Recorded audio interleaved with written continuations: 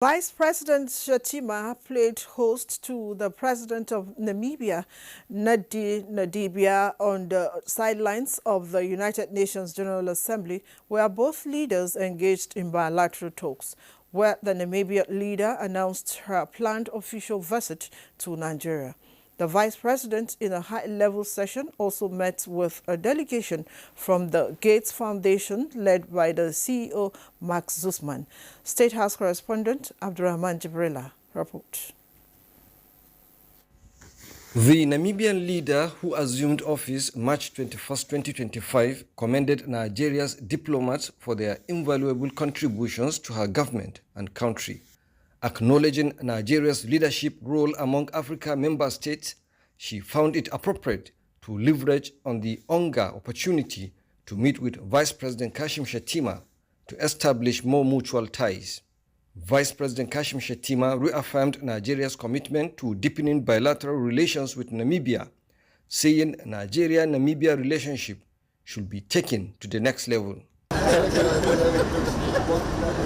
In a separate high-level session, Vice President Kashim Shettima met with a delegation from the Gates Foundation, appreciating the foundation for its support in healthcare, agriculture, and financial inclusion, while calling for expanded investment in Nigeria.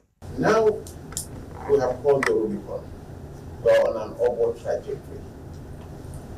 For last quarter, the economy grew by 4.3%.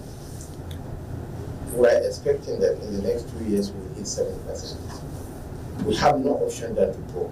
And now our foreign reserves has hit $42 billion.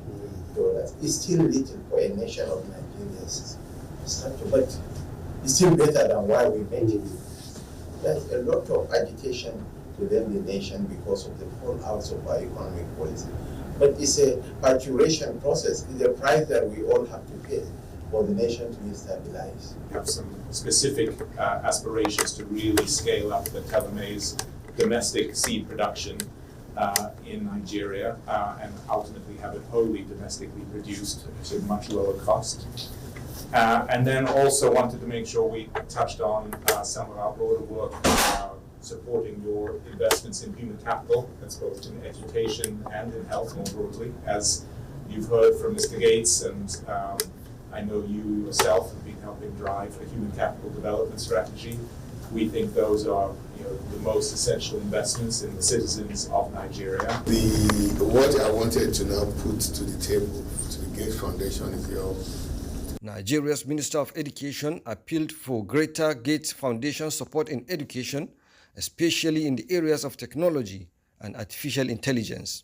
The Gates Foundation has signed a new grant with the Central Bank of Nigeria to support related initiatives, saying Nigeria is one of the foundation's strongest partners on the African continent.